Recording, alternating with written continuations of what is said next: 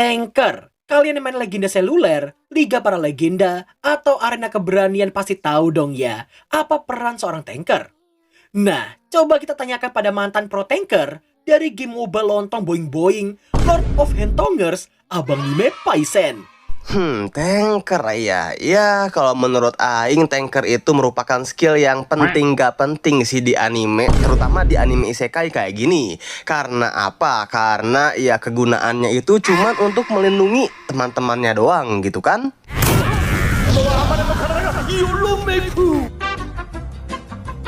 Iya, kali ini kita bakalan ditemani oleh Lord of Hentongers guys. Dan anime yang kita bawakan kali ini tentu berhubungan dengan yang namanya tanker. Yang sebelum kita mulai, jangan lupa di push tombol subscribe, like, dan sekalian aktifin dong lonceng notifikasinya yang di bawah teman-temanku. biar kalian semua gak ketinggalan alur cerita anime kami yang lainnya. Kalian bisa subscribe channelnya Abang Nime lewat link yang gue sediakan di bawah. So, tanpa berlama-lama lagi, mari kita mulai. Psycho Tank no Meikyu Koryaku. Tairyoku Kyu Senkyu Yaku Kyu Jukyu no Rare Skill Mochi Tank Yu Saperti wo Suiho Sareru. Bang Wibu, kok judulnya panjang banget ya? Iya elah, kan sekalian aja Paisen.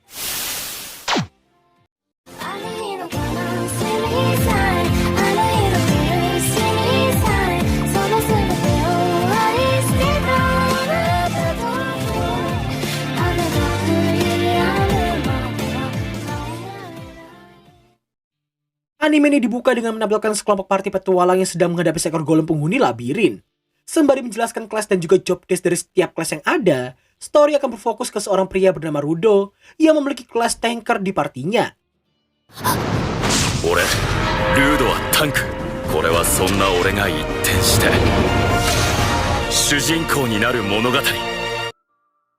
Scene lalu berpindah dulu ke Gold Petualang, yang mana terlihat si Rudo ini ternyata punya penyakit siskon atau sister kompleks, yang ditegur sama teman cewek separtinya yang bernama Nin, untuk gak banyak ngehalu di muka umum kayak gitu.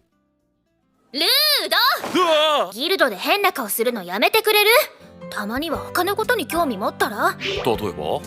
恋愛とか。 Nah, di sini kita mengetahui satu hal tentang Rudo nih, yang mana meski dia telah mengetahui arah ucapan Nin tadi, namun dirinya mengaku harus menahan diri demi mencapai tujuannya, yaitu menyembuhkan penyakit sang adik. Dengan cara mendapatkan pusaka rahasia labirin yang konon katanya bisa mengabulkan segala keinginan. Rudo kemudian meminta maaf karena sebelumnya barrier miliknya yang melemah secara tiba-tiba. Mendengar permintaan maaf Rudo, Nin pun mengomelinya karena dirinya yakin semua kemajuan party mereka selama ini adalah berkat Rudo, sang tanker yang selalu melindungi mereka semua. ルードの外皮は9999、歴代最高の数値なのよ。 Gak lama setelahnya, terlihat party Rudo dan juga Nin yang disebut sebagai party hero yang baru aja memasuki guild.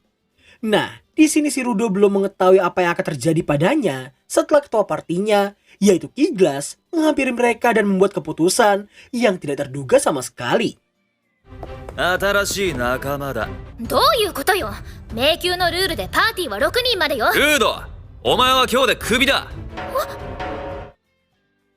Iya, dengan alasan barrier Rudo selalu hilang di setiap pertarungannya, hal itu membuat Kiglas memutuskan mengeluarkannya dan menggantikannya dengan seorang tanker bertipe agility. Meski ngomongin si tanker cewek ini lebih berpotensi daripada si Rudo, namun kayaknya kita semua udah tahu tujuan aslinya si kambing yang satu ini. Meski anggota party yang lain seperti gak enak dengan Rudo, dan Nin yang terus membelanya tanpa henti, namun mereka gak bisa melakukan apapun apalagi ketika Rudo yang langsung menerimanya dengan lapang dada. Parahnya di sini di saat Rudo yang mau pergi dari sana, Kiglas Tot dengan seenaknya merebut pedang si rear Rudo sebagai bentuk ganti rugi atas kegagalan mereka sebelumnya. Selain dua anggota baru, nampaknya dua gadis kembar yang bernama Lilia dan juga Lily yang menyemangati Rudo, sedangkan si Nin terlihat langsung merangkul tangannya sembari menahan rasa sedihnya itu. ねえルード、本当にここでお別れなの？前に俺と妹が住んでいる町について。アバンシアよね。これからはそこで妹と暮らしていくつもりだ。まあ別に私はあれよ、寂しいとこじゃないから。Setelahnya, Rudo yang masih teringat ucapan Ki Glastot yang mengatainya tentang bariernya yang terkikis secara berkala membuatnya menduga bahwa sebenarnya skill miliknya itu justru malah merugikan dirinya sendiri. Semua dugaan itu dikarenakan setiap orang gak bisa mengetahui informasi tentang skill mereka sendiri. Dan yang bisa melakukannya hanya orang yang memiliki skill identifikasi yang sangat langka. Singkat cerita, demi bisa pulang ke kampung halamannya yaitu Avancier, Rudo memutuskan untuk ikut sekelompok party peringkat D yang ingin mengambil misi pengawalan menuju kota Kuras. Meski kenyataannya Rudo memanglah seorang petualang peringkat F, namun fisik dan juga outfitnya itu membuat ketiga petualang tadi gak percaya, apalagi setelah mereka menyadari bahwa Rudo adalah mantan rekan dari party hero Ki Glastot. Hal itu justru membuat ketiganya memohon supaya Rudo mau ikut dengan mereka. 依頼を受けてくださった冒険者ですよね。それでは出発しますよ。 Di tengah perjalanan, Rudo meminta si Patua buat berhenti karena dia seperti merasakan sesuatu dari dalam kabut. Nah, di sini Rudo mengira bahwa sesuatu itu adalah monster atau sekelompok bandit. Tapi ternyata...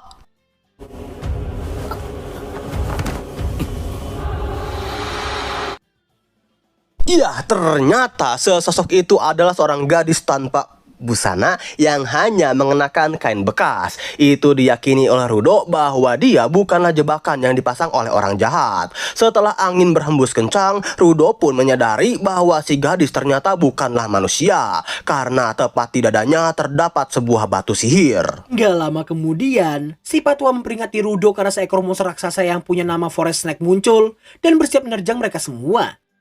挑発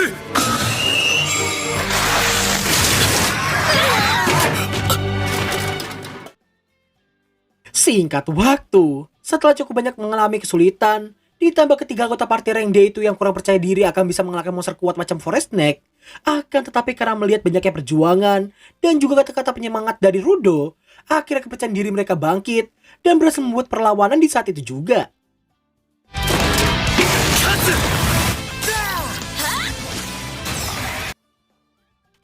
Merasa terpojokan, Forest Snake terlihat akan mengeluarkan ultinya untuk menumbangkan Rudo dan yang lainnya. Meski si Patua telah memintanya untuk menghindar, tapi karena job desknya sebagai tanker dalam melindungi, Rudo memutuskan untuk menahan gerakan ultinya si monster. Sampai akhirnya...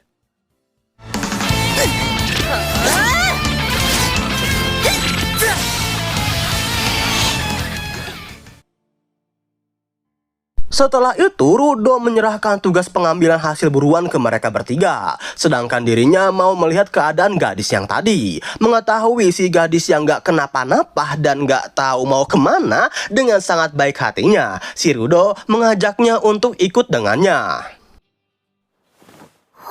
ついていっていいのですか? その格好はいろいろとまずいな。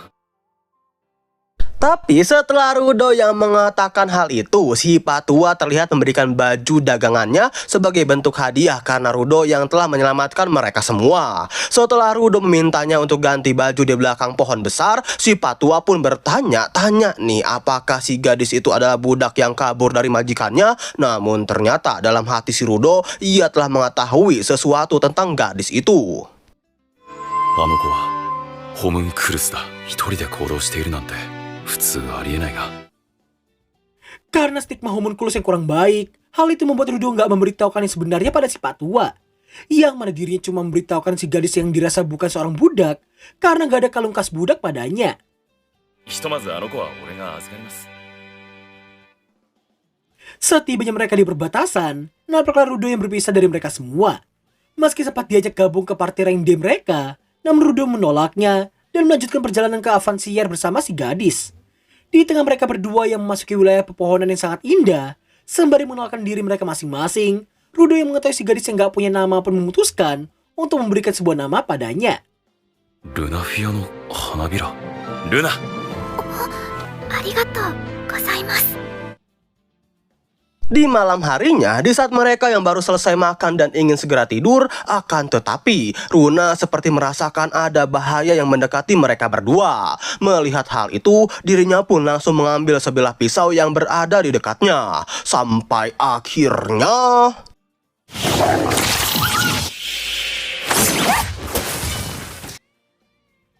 Melihat aksi Runa barusan, maksud Aing itu Rudo, jadi yakin bahwa Runa sebenarnya adalah homunculus bertipe combat yang diciptakan secara ilegal. Namun tidak seperti homunculus pada umumnya, Runa sepertinya diciptakan dengan emosi dan perasaannya sendiri.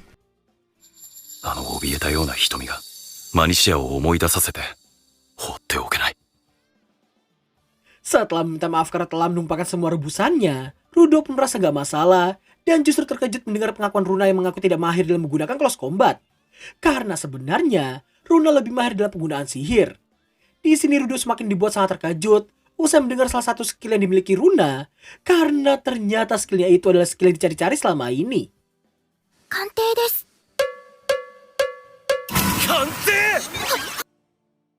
Iya, rupa-rupanya si Runa ini memiliki skill yang sangat-sangat dibutuhkan oleh si Rudo. Di mana katanya satu-satunya orang yang memiliki skill tersebut dinyatakan telah meninggal beberapa tahun yang lalu. Yang mana itu artinya si Runa ini adalah satu-satunya orang di dunia yang memiliki skill super langka itu. Rudo yang memang sangat membutuhkannya pun minta tolong pada Runa untuk mengidentifikasi skill miliknya itu. Runa pun merasa gak masalah dan langsung minta izin untuk menyentuhnya karena skillnya itu baru bisa aktif di saat dirinya menyentuh targetnya. ルードさんのスキルは4つ。健康体です。状態異常にかからなくなったり、自然回復力が上がり、さらに体が極限まで頑丈になります。挑発。敵の注意を極限まで引きつける能力を持っています。 Dari total 4 skill yang dimiliki oleh Rudo, 2 diantaranya telah diketahui fungsinya. Yang pertama adalah provokasi yang bisa menarik fokus monster supaya tertuju padanya. Dan yang kedua merupakan raga kuat yang bisa membuatnya bisa memulihkan diri sendiri serta imun terhadap semua debuff. Bahkan bisa meningkatkan power sampai maksimal. Nah, yang ketiga ialah transformasi hidup. Skill yang bisa membuat bariernya berkurang dan dirubah menjadi attack untuknya. Intinya nih, semakin banyak defense atau barrier yang berkurang, maka semakin panas juga damage yang akan dikeluarkan oleh Rudo. Dan skill yang keempat sekaligus skill terakhir itu adalah perisai pengorbanan. Sebuah skill yang bisa mengubah barrier miliknya menjadi pelindung tambahan bagi rekan setimnya. Dan ya, skill ini agak mirip sama skill yang ketiga ya teman-teman. Karena dengan berkurangnya barrier milik Rudo yang tertempel di teman setimnya, maka output damage milik Rudo juga akan ikut meningkat. こうもあっさり解決するとは思っていなかったんだ。犠牲の盾でパーティーのメンバーの外費をかばっていたから。ありがとう、ルナ。役に立てたのならよかったです。 Sesampai mereka berdua di desa Avancier, nampaknya Rudo yang langsung disambut oleh 2 cewek kawaii bernama Milena dan juga Phil.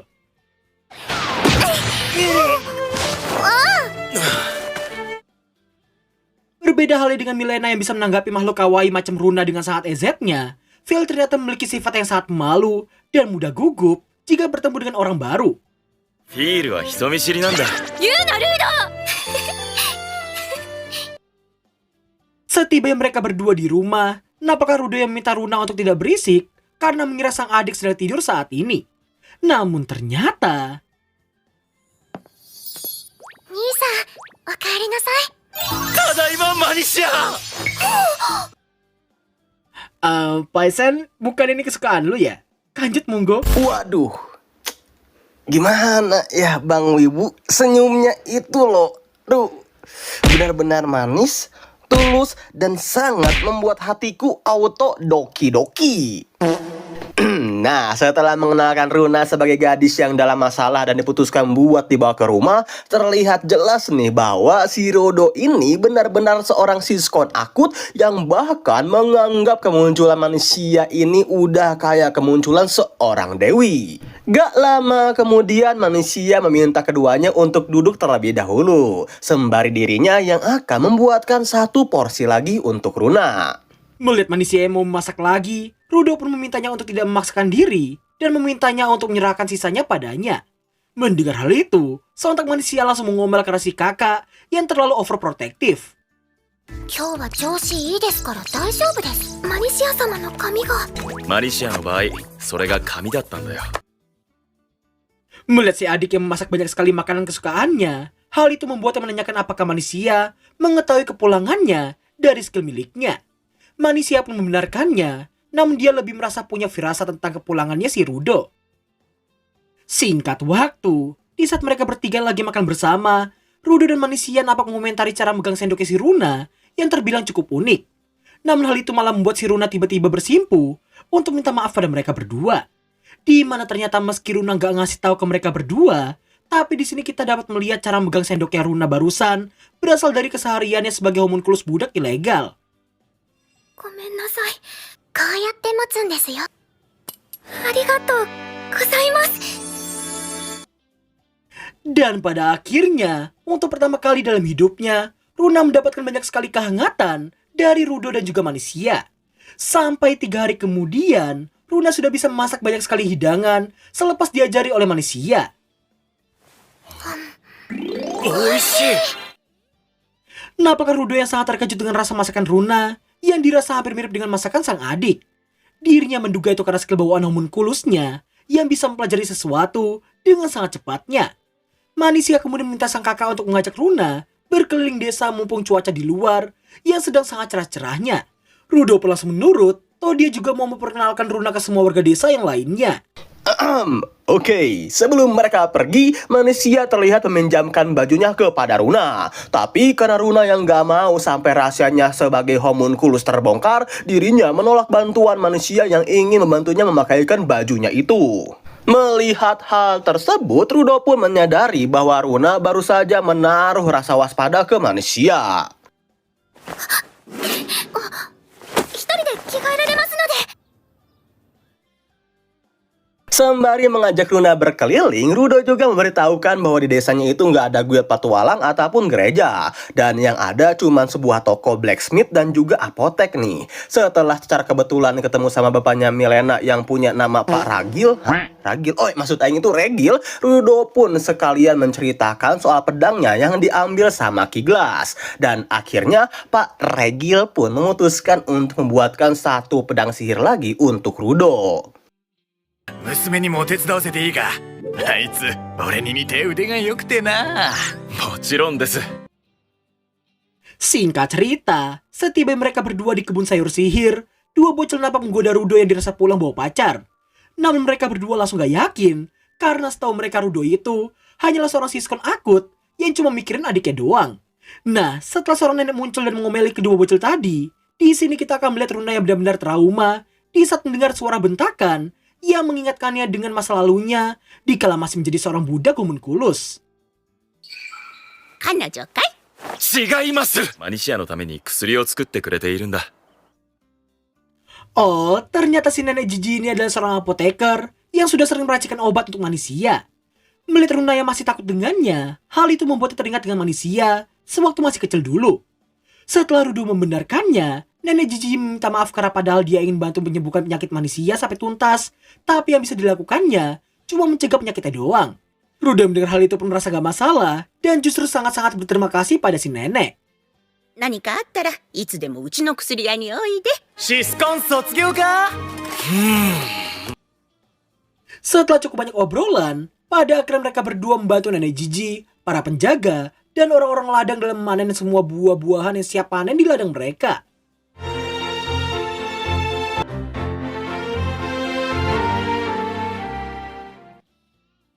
Di saat mereka yang lagi utiwi pulang, nampaklah Rudo yang secara gak langsung baru saja ngegombal dengan menyebut Runa sebagai cewek yang sangat kawaii. 余計可愛がりたくなるのかもな。あ、いや。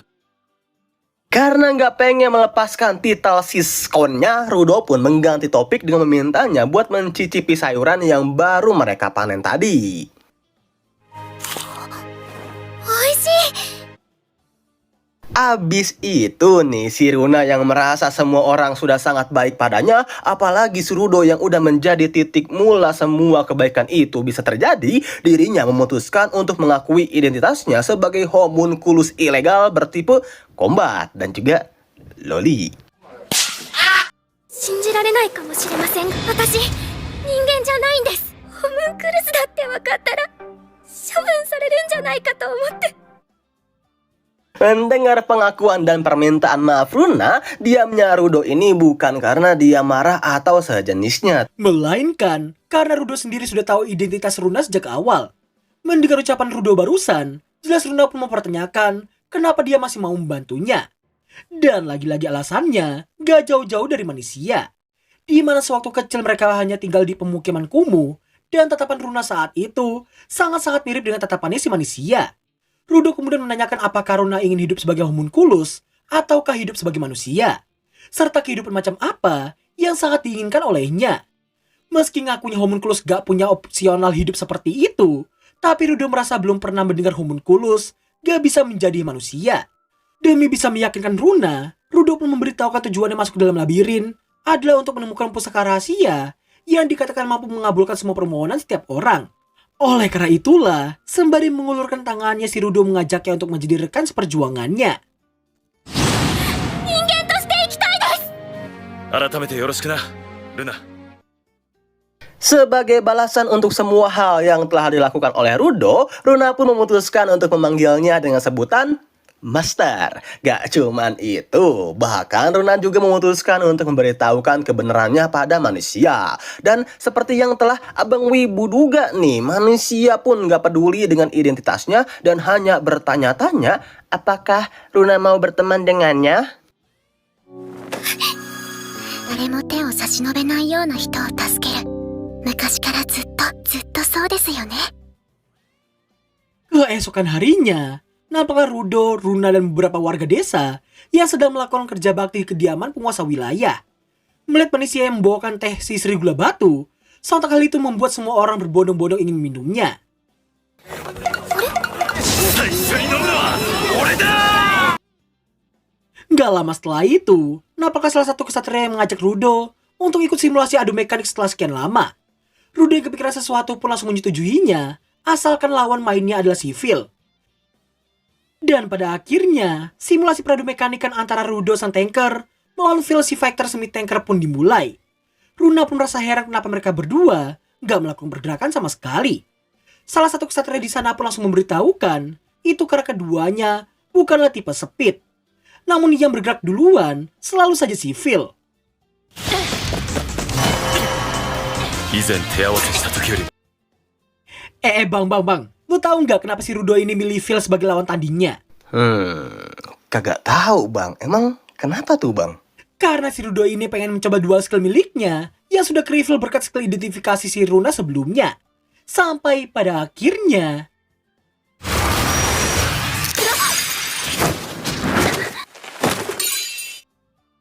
Wah, keren banget ya skill Rudo teman-teman. Bisa menerima damage terus nge-stack damage tersebut berdasarkan jumlah barrier yang hilang. Tapi kalau dipikir-pikir OP juga nih skill Rudo ya. Iya kan? Semua kesatria aja sampai kaget banget loh.